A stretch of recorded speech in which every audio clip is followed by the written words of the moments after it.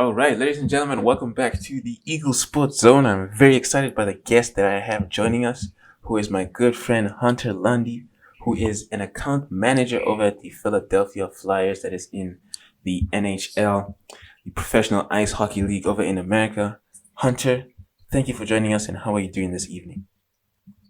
I'm doing wonderful, Hende. How about yourself? I'm doing great. Thank you very much for making time for us today. So, Hunter, let's get right into it. Tell the people what it means to be an account manager at the Philadelphia Flyers, your role, your day to day. Let's start with that. Yeah, absolutely. So, as an account manager with the Flyers, I oversee a book of business of about 430 accounts who are all season ticket holders for the Philadelphia Flyers. Mm-hmm. That's either full or half season ticket holders.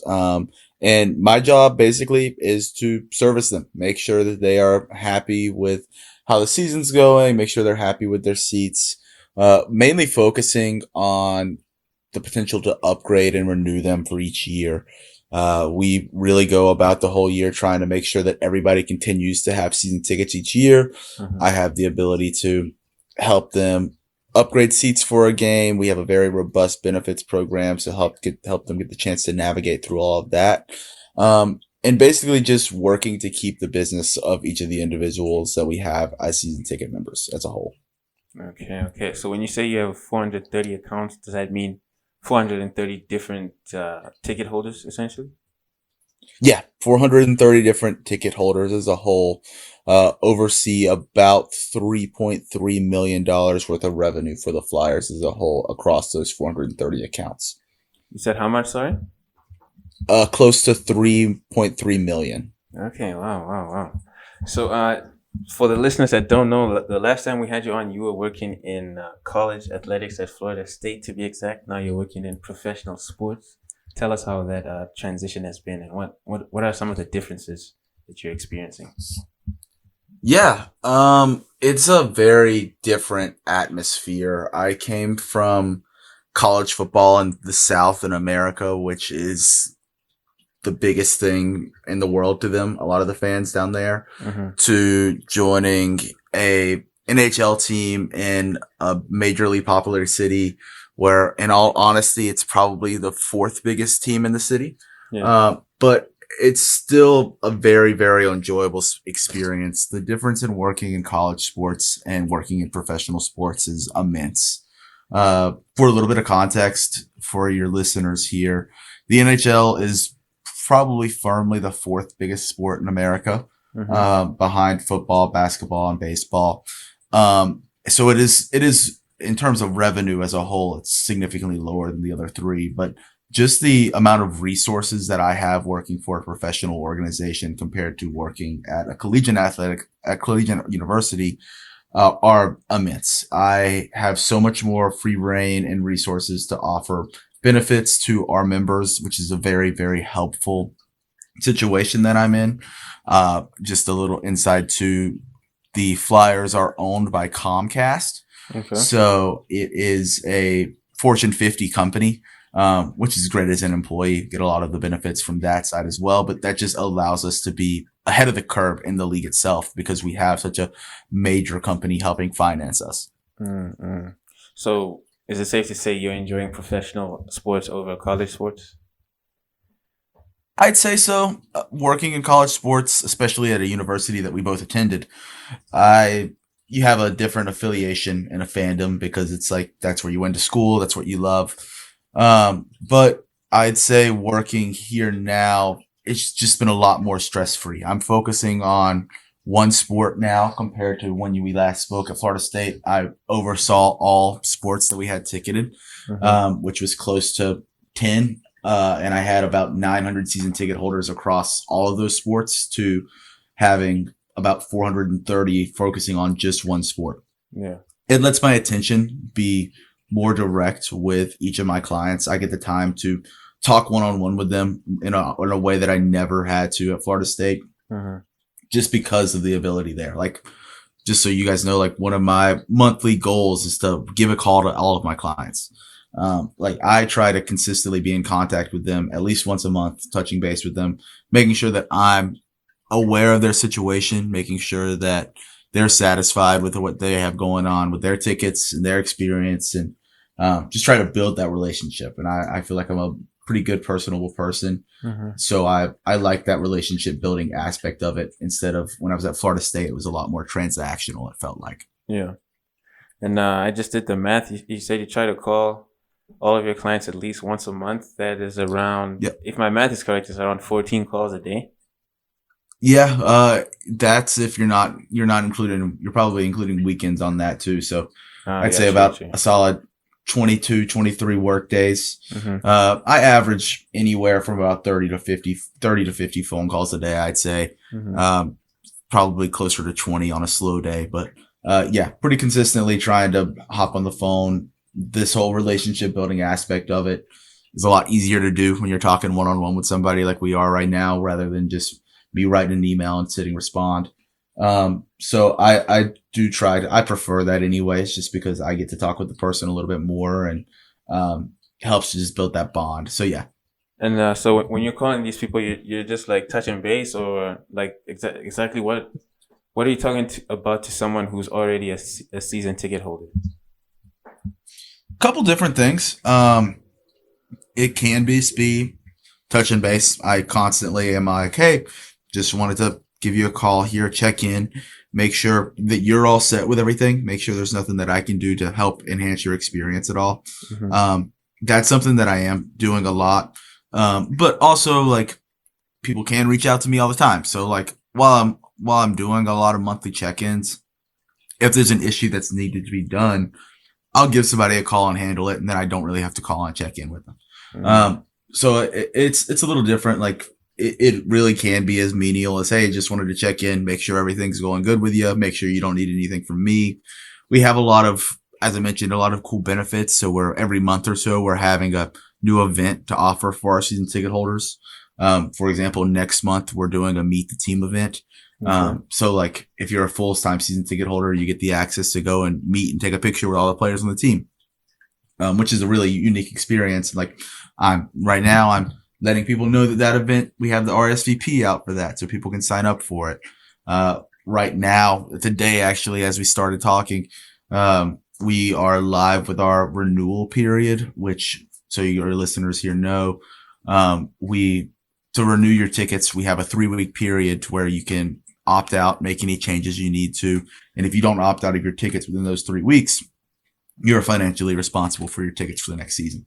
Mm-hmm. So, like, right now, I'm in the process of calling a ton of my people, like, hey, just want to let you know that renewal period is out right now. If you need to make any changes or anything, that's your responsibility to go through that. So it can vary. I haven't been through this job in the deep off season. I started in September of 2025. Yeah. Once we get a little bit closer to June, July, when we are deeper in the off season, those calls will become really menial, just kind of checking in with everybody, because we're not going to have too much to offer them at that point. The season won't be going on, but Mm-hmm. still just trying to reach out and grow those relationships. And so would you say you sell now for the tickets for next season? Would you say you would sell most of them like this during this season already, or do most of your sales come Yeah. once the season ends? Yeah, good question there. So we have a team focused on just generating new business. Okay. At this point in the season, which we have, season goes on till April. We're almost to February right now. We have 3 months or so left of the season, and that it doesn't include a 3-week break for the Winter Olympics coming up here soon. Mm-hmm. So we're not really focused. They're not focused on selling this season really as much right now. If somebody wants to buy season tickets for the rest of the season, they'll take them, of course. Mm-hmm. But we're mainly focused on next season. As my role specifically, like, this is the time that I'm focused on next season the most right now, because we're trying to make sure we're selling everybody consistently. We're making sure that they want to continue their experience, want to continue their benefits. We understand things change in people's lives, but like, we don't want somebody just dropping out because they had a bad experience or because of reasons like that. We want to consistently focus on upgrading them, and even just if it's not upgrading them, keeping them in the same spot they are, we want to work directly with them and get the chance to do that. No, that's cool. That's cool. And I hope the listeners can grasp that, like, you're already making money for next season, basically, because over here it doesn't work like that. Definitely not, for sure. Like, no one's planning for next season over here already. So it's good to hear how it works on the high end professional side. I want to go back to your time in Florida State when you said you had around 900 accounts that you were managing.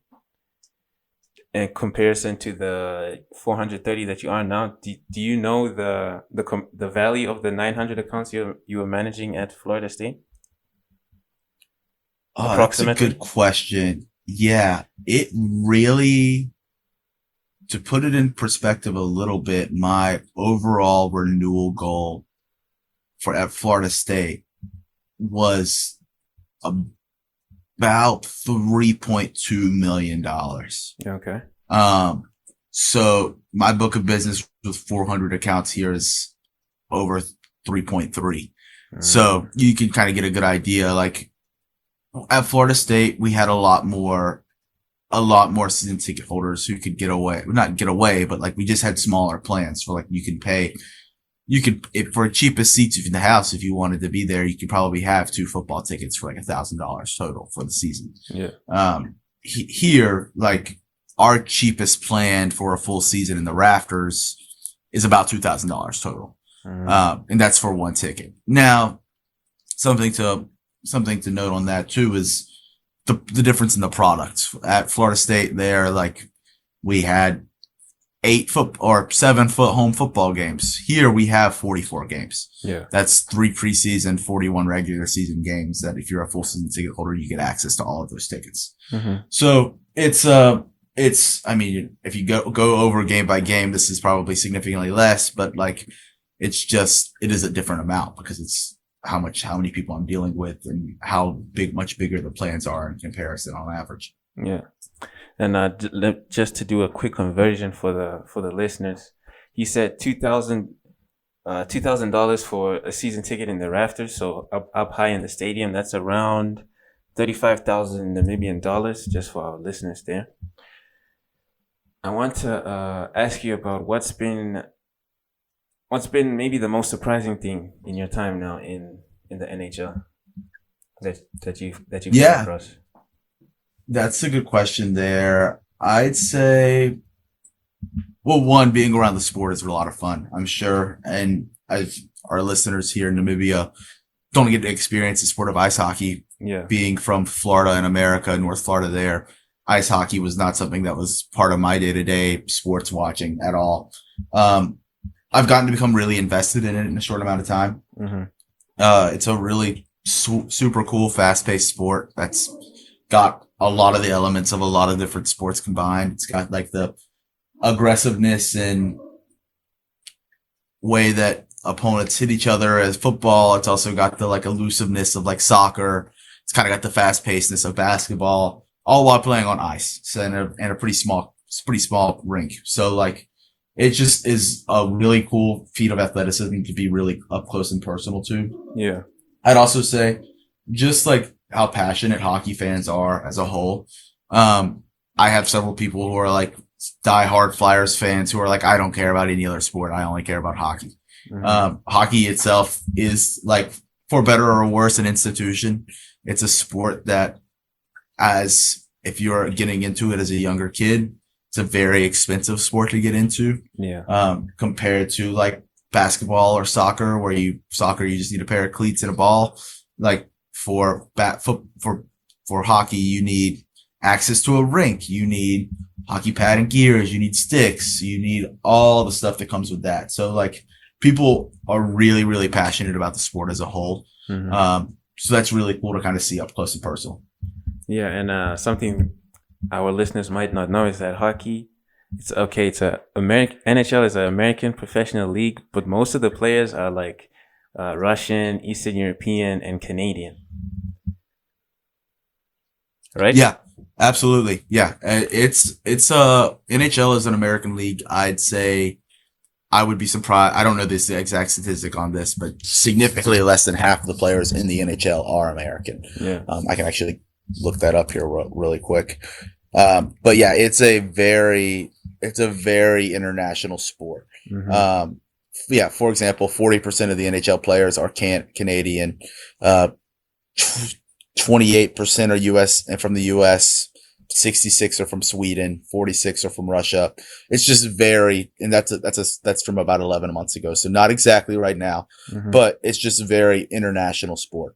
Um, Yeah, and just that because of, go ahead. no, so, sorry to cut you off. And I was gonna say that like the best players are not usually aren't American either. So it's quite interesting that so many Americans love a sport where the best players aren't necessarily American either. Yeah, I would say that too. I mean, another thing I'd add about the difference in hockey and some of the other sports is that I feel like it's a very team driven sport. And what I mean by that is like, yeah, there are superstars in the NHL. Connor McDavid is the best player, the second best player to ever play in the NHL and pacing to probably be the best by the time he retires. Mm-hmm. But outside of a few rare exceptions where like, okay, obviously these are superstars we want to see, people care more about the team itself and the image of the team itself and the brand of the team itself than like wanting to go see another player. Compare that to like basketball, which is like a sport in the US that like your biggest driving point as somebody who's in this role right here, outside of your own team, obviously you want to be your team to be successful, but like your biggest driving point is that you're getting to see the coolest players, the most famous players in the sport consistently. Right. This, I'd say, is a lot more team oriented. Mm-hmm. Now I want to talk about the what it is that you're selling. Like you said, 44 home games. We're talking about a sport that's full of Europeans, full of Canadians.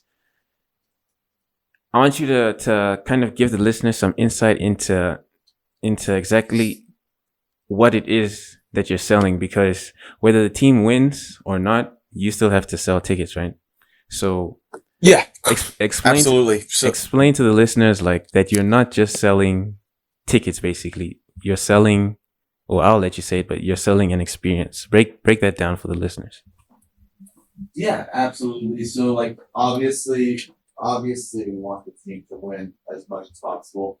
Winning in all sports fixes everything. The Flyers, if you look them up right now, they're kind of in the hunt for the playoffs right now. Hopefully, they can make it, but right now they're not. They are a team that's been going through a bit of a rebuild. So they've had several years in a row of not competing in the playoffs. The last time they made the playoffs was in 2020 during a COVID shortened year. And so they didn't even get to have a home playoff game. I don't think they've had a home playoff game in 7 years. That's not the easiest to sell to fans. Yeah. You have to kind of sell both the experience and the potential future of a team. We have a lot of young talent on the team, so we're constantly hyping those players up. We have like the third youngest roster in the entirety of the league. Mm-hmm. So that's a plus that we can have. We're selling the potential of the team as a whole. We're also focusing too on the experience. So like, as I mentioned, we want people to have the coolest experience they can at the arena, a great game day experience. But outside of that too, like, we know as a team that's rebuilding, like, we try to offer as many benefits as we can to season ticket holders. We offer discounts in the stadium if you're a season ticket holder. You get like 20% off all concessions if you're a season ticket holder. Mm-hmm. You get cool events if you're a season ticket holder. As I mentioned, the Meet the Team event. We have events that get to meet with a lot of Flyers alumni. We get events where you get to go through and like listen to the coach talk and answer questions directly from fans. We have all kind of cool events like that we're able to offer to season ticket holders that across the league honestly don't exist like that. We also have the opportunity. One of our biggest benefits of people being season ticket holders is that we have a very robust transfer, exchange, and return function. So we know that as season ticket holders, the likelihood of you being able to make 44 home games is pretty slim. Yeah. Things come up in life. We know you're going to be busy. It happens. So what we offer to all season ticket holders is like the ability to exchange and return their tickets so that, like, say you can't make tonight's game you can exchange those tickets in, get a credit for them, and then if you wanted to get 2 more tickets for another game, you can go through and do that, and you don't have to pay any dollars outside of what you've already paid for your tickets. If you wanted to upgrade your tickets for a game, you don't even have to get 2 more tickets. Say you're in the upper level, there's a game you wanted to come down and sit in the lower level, but you missed a couple games. You can use those credits to go sit in the lower level for a game. It just allows us to be able to be flexible with season ticket holders. That's something that we're very proud of, is that we have like the most flexible program like that in all of the NHL. Mm-hmm. We have to, as my position, we have to build the benefits and build the experience so that all season ticket holders have the opportunity to fall back on that when the team's not playing the greatest. Yeah. And so speaking of a game day experience, break down a typical game day experience for one of your account holders. What does that look like? Yeah. So for an account holder, if you're a season ticket member, you have access to go to like a private member lounge people can go hang out in. We have multiple different premium options too. We have an option that includes all you can eat food and drink. We have an option that's attached to our restaurant in the stadium. Or you can just go enjoy the game and see all of the madness that occurs there. We have a very polarizing mascot named Gritty, who is a fan favorite, very influential there. I recommend our listeners here to look him up because nobody knows what he is, but he's great. Mm-hmm.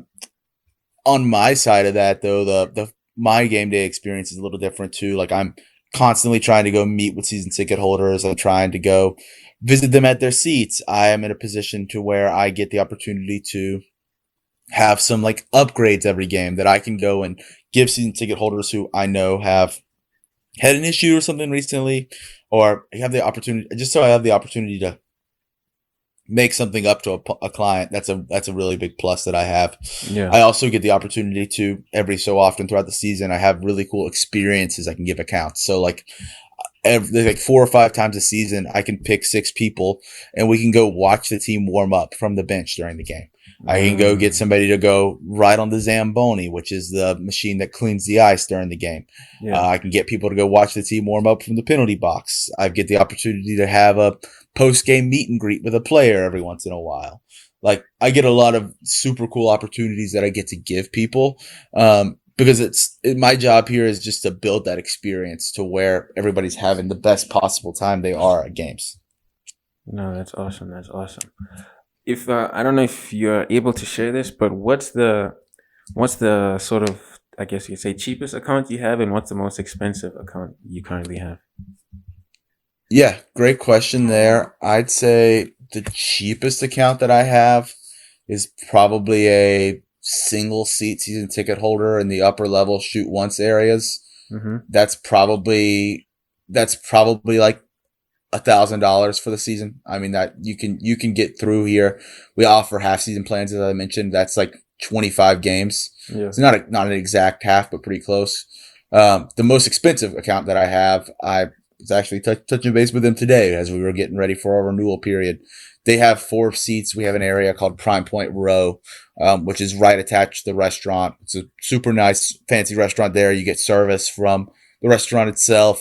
Got a great view of the game. I have an account that has 4 full season tickets there. And his total spend for the season is about $30,000. Oh, wow. And so like it can vary. I have a lot from all over. Like my lowest spend account is somebody who has 1 half season ticket all by themselves.